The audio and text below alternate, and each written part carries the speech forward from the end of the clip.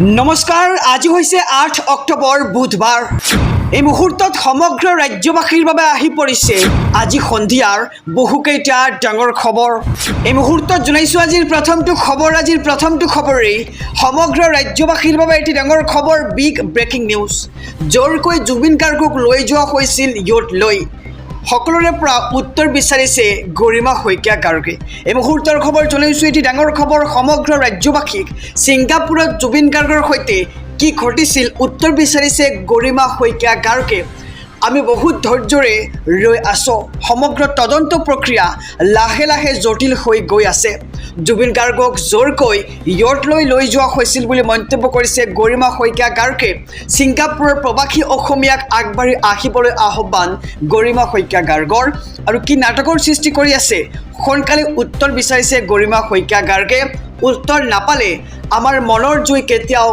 নুনুমি বুলি মন্তব্য কৰিছে গৰিমা শইকীয়া গাৰ্গে আৰু জুবিন গাৰ্গে কেতিয়াও শান্তি নাপাব যদিহে উচিত তদন্ত আৰু উচিত ন্যায় দিব নোৱাৰে চৰকাৰক ধন্যবাদ জ্ঞাপন কৰি গৰিমা শইকীয়া গাৰ্গে আহ্বান জনাইছে যে উচিত তদন্ত হ'ব লাগে কিয় ইয়তলৈ লৈ যোৱা হৈছিল মৰমৰ জুবিন গাৰ্গক আৰু ছিংগাপুৰত জুবিনৰ সৈতে কি ঘটিছিল উত্তৰ বিচাৰিছে গৰিমা শইকীয়া গাৰ্গে আৰু আমি বহুত ধৈৰ্যৰে ৰৈ আছো সমগ্ৰ তদন্ত প্ৰক্ৰিয়া লাহে লাহে জটিল হ'বলৈ গৈ আছে আৰু জুবিন গাৰ্গক জোৰকৈ ইয়ত কিয় লৈ যোৱা হৈছিল বুলি প্ৰশ্ন উত্থাপিত কৰিছে গৰিমা শইকীয়া গাৰ্গে এই মুহূৰ্তত জনাইছো আজিৰ দ্বিতীয় নম্বৰ খবৰটো ৰাজ্যবাসীৰ বাবে আৰু এটি ডাঙৰ খবৰ বিগ ব্ৰেকিং নিউজ শ্যামকানু মহন্তৰ সম্পত্তিৰ ওপৰত চলিব ফাষ্ট ট্ৰেক অভিযান সাজু হৈছে ইডি এই মুহূৰ্তৰ খবৰ জনাইছো সমগ্ৰ ৰাজ্যবাসীক শ্যামকানুৰ সম্পত্তিৰ ওপৰত চলিব ফাষ্ট ট্ৰেক অভিযান সাজু হৈছে ইডিয়ে চলাব শ্যামকানু মহন্তৰ সম্পত্তিৰ ওপৰত দ্ৰুতগতিত অভিযান আৰু অভিযুক্ত নামে বেনামে থকা সম্পত্তিৰ বিৰুদ্ধে ইডিয়ে চলাব অভিযান ইতিমধ্যে বহু সম্পত্তিৰ তথ্য লাভ কৰিছে এছআইটিয়ে আৰু এছআইটিয়ে তথ্য হস্তান্তৰ কৰিছে ইডিলৈ আৰু সেই তথ্যৰ ভিত্তিতে ইডিয়ে চলাব ফাষ্ট ট্ৰেক অভিযান আৰু আজি শ্যামকানু মহন্তৰ সম্পত্তিক লৈ ইডিৰ এক অভিযান দেখিবলৈ পোৱা গৈছে শ্যামকানুৰ সম্পত্তিৰ ওপৰত চলিব ফাষ্ট ট্ৰেক অভিযান আৰু ইডিয়ে চলাব শ্যামকানু মহন্তৰ সম্পত্তিৰ ওপৰত এই অভিযান আহিছো পৰৱৰ্তী খবৰৰ মাজলৈ ৰাজ্যবাসীৰ বাবে আৰু এটি ডাঙৰ খবৰ অৱশেষত ডিএছপি সন্দীপন গাৰ্গক গ্ৰেপ্তাৰ কৰিছে চিআইডিয়ে ছিংগাপুৰৰ প্ৰবাসী অসমীয়া কেইজন কেতিয়া হ'ব গ্ৰেপ্তাৰ তাক লৈ প্ৰশ্ন উত্থাপিত হৈছে এই মুহূৰ্তৰ খবৰ জনাইছো সমগ্ৰ ৰাজ্যবাসীক এটি ডাঙৰ খবৰ অৱশেষত ডিএছপি সন্দীপন গাৰ্গক গ্ৰেপ্তাৰ কৰা হৈছে জুবিন গাৰ্গৰ সম্পৰ্কীয় ভাতৃ সন্দীপন গাৰ্গ ইতিমধ্যে গ্ৰেপ্তাৰৰ খবৰ আহি পৰিছে 5 দিনৰ জেৰাৰ অন্তত গ্ৰেপ্তাৰ সন্দীপন গাৰ্গক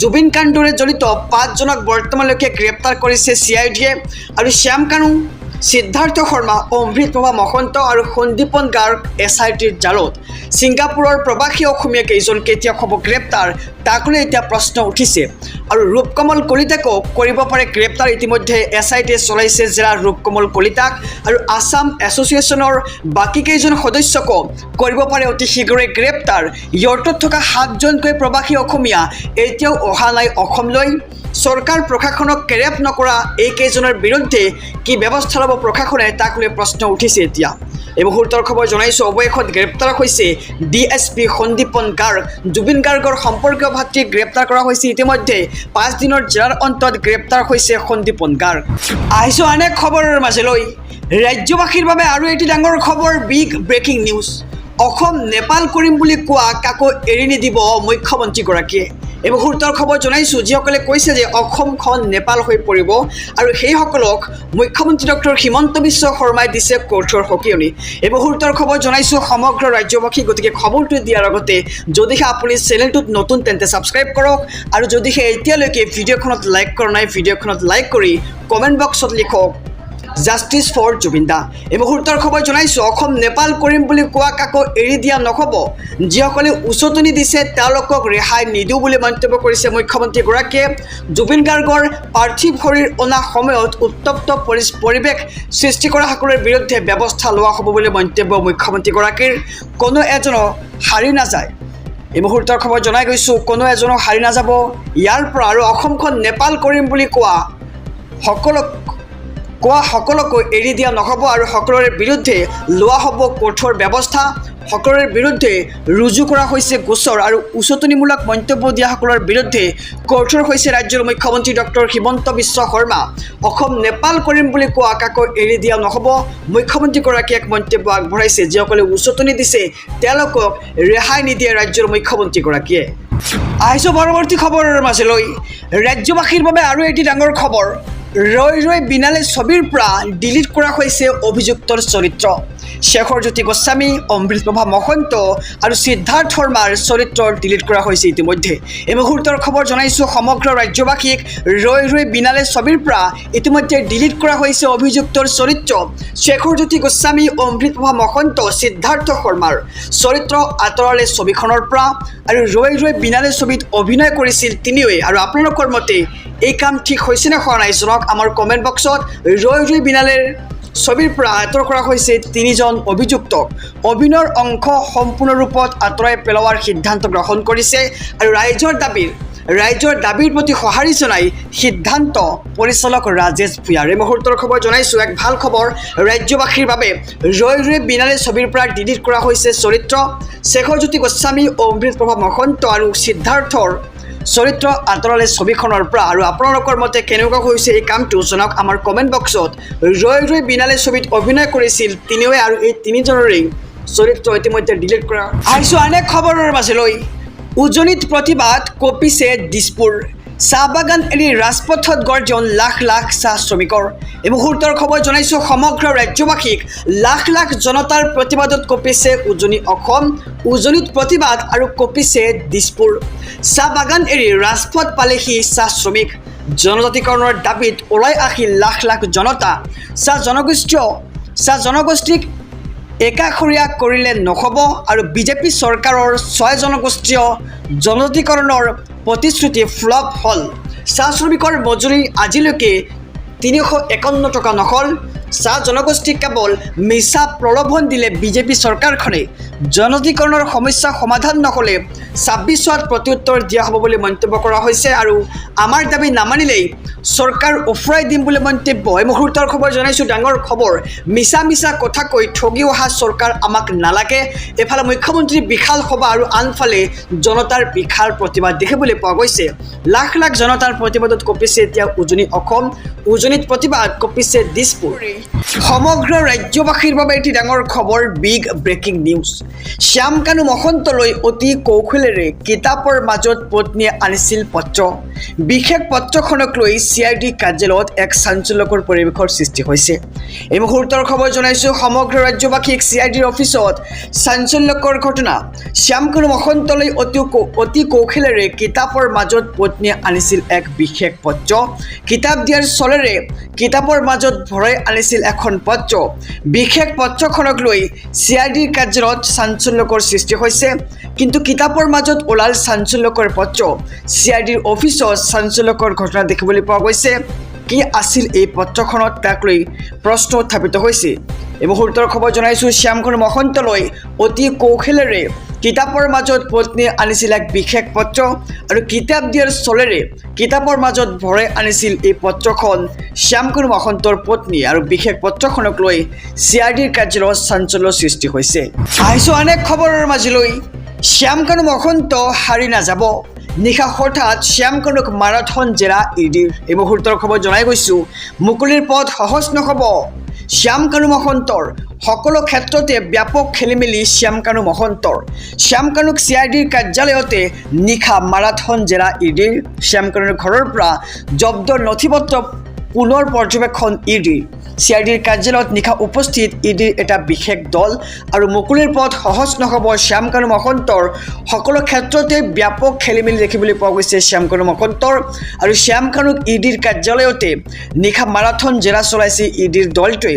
আৰু শ্যাম কানুৰ ঘৰৰ পৰা জব্দ নথিপত্ৰ পুনৰ পৰ্যবেক্ষণ কৰিছে EDৰ দলে। আহিছোঁ পৰৱৰ্তী খবৰৰ মাজলৈ। জুবিন গাৰ্গৰ 2গৰাকী দেহৰক্ষীক নিলম্বন। 2 দেহৰক্ষীৰ একাউণ্টত 1 কোটিৰো অধিক ধনৰ লেনদেনৰ তথ্য। এই মুহূৰ্তৰ খবৰ জনাইছোঁ সমগ্ৰ ৰাজ্যবাসীক এটি ডাঙৰ খবৰ। জুবিন গাৰ্গৰ 2 দেহৰক্ষীক নিলম্বন গৃহ বিভাগৰ।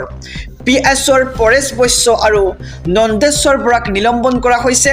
তাৎক্ষণিকভাৱে গৃহ বিভাগে নিলম্বন কৰিলে দুই দেহৰক্ষীক। নন্দেশ্বৰৰ একাউণ্টত 70 লাখ টকাৰ লেনদেনৰ তথ্য লাভ কৰা হৈছে আৰু পৰেশ বৈশ্যৰ একাউণ্টত 40 লাখ টকাৰ লেনদেনৰ তথ্য লাভ কৰিছে আৰু দুই দেহৰক্ষীৰ একাউণ্টত 1 কোটিৰো অধিক ধনৰ লেনদেনৰ তথ্য লাভ কৰিছে CIDয়ে আৰু জুবিন গাৰ্গৰ ধনৰ অনিময় কৰাৰ অভিযোগ দুয়োগৰাকীৰ বিৰুদ্ধে গুগল পেৰ জৰিয়তে ধনৰ লেনদেনৰ তথ্য পাইছিল SITয়ে আৰু জুবিন গাৰ্গৰ দুই দেহৰক্ষীক নিলম্বন কৰিছে গৃহ বিভাগে। পিএছৰ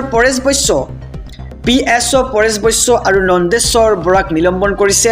জুবিন গাৰ্গৰ দুই দেহৰক্ষীক নিলম্বন কৰিছে গৃহ বিভাগে। সমগ্ৰ ৰাজ্যবাসীৰ বাবে এটি ডাঙৰ খবৰ, বিগ ব্ৰেকিং নিউজ। শ্যামকানু মহন্তৰ বিৰুদ্ধে সৰ্বোচ্চ ন্যায়ালয়ত আইনী যুঁজ। উচ্চতম ন্যায়ালয়ৰ দ্বাৰস্থ হ'ল দুলু আহমেদ। এই মুহূৰ্তৰ খবৰ জনাইছোঁ সমগ্ৰ ৰাজ্যবাসীক। বিতৰ্কিত শ্যামকানু মহন্তৰ বিৰুদ্ধে সুপ্ৰিম কোৰ্টত চলিব আইনী যুঁজ। প্ৰথমবাৰৰ বাবে শ্যামকানুৰ বিৰুদ্ধে সৰ্বোচ্চ ন্যায়ালয়ত যুঁজ। শ্যামকানুৰ লেখ আবেদনক প্ৰত্যাহ্বান জনাই সুপ্ৰিম কোৰ্টৰ দ্বাৰস্থ হৈছে দুলু আহমেদ আৰু লেখ আবেদনৰ 8টা ভুলক যুক্তি হিচাপে লৈ আগবাঢ়িল দুলু অধিবক্তা।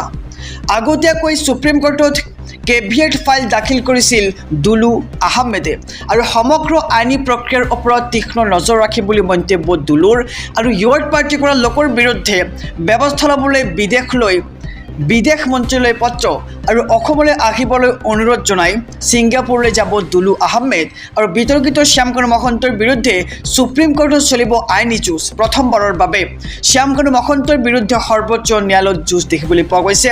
বিতৰ্কিত শ্যামকানু মহন্তৰ বিৰুদ্ধে সুপ্ৰিম কোৰ্টত চলিব আইনী যুঁজ।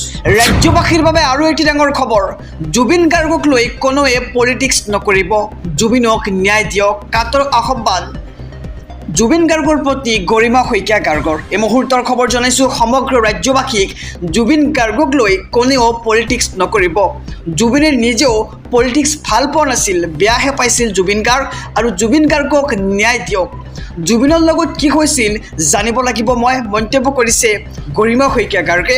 আৰু ছিংগাপুৰত জুবিনৰ লগত প্ৰকৃততে কি হৈছিল প্ৰশ্ন উত্থাপিত কৰিছে গৰিমা শইকীয়া গাৰ্গে। আৰু ইমান মৰমীয়াল মানুহজনৰ লগত কি হৈছিল ছিংগাপুৰত, ন্যায় লাগে মোক আৰু ন্যায় ব্যৱস্থাৰ ওপৰত মোৰ বিশ্বাস আছে। জুবিনৰ কেনেকৈ মৃত্যু হৈছিল জানিব লাগে আৰু জুবিনে সকলোকে মৰম কৰিছিল, সৰুৰ পৰা বৃদ্ধলৈ সকলোকে মৰম কৰিছিল জুবিন গাৰ্গে আৰু জুবিনে আমাক বহুত দিলে, আমি কেৱল জুবিনক ন্যায়হে দিব লাগে। এবাৰ পুনৰ উচপি উঠিল গৰিমা শইকীয়া গাৰ্গ। এই মুহূৰ্তৰ খবৰ জনাই গৈছোঁ জুবিন গাৰ্গক লৈ কোনেও পলিটিক্স নকৰাৰ আহ্বান জনাইছে গৰিমা শইকীয়া গাৰ্গে। জুবিনে নিজেও পলিটিক্স বেয়া পাইছিল বুলি মন্তব্য আগবঢ়াইছে জুবিন গাৰ্গৰ পত্নী গৰিমা শইকীয়া গাৰ্গে।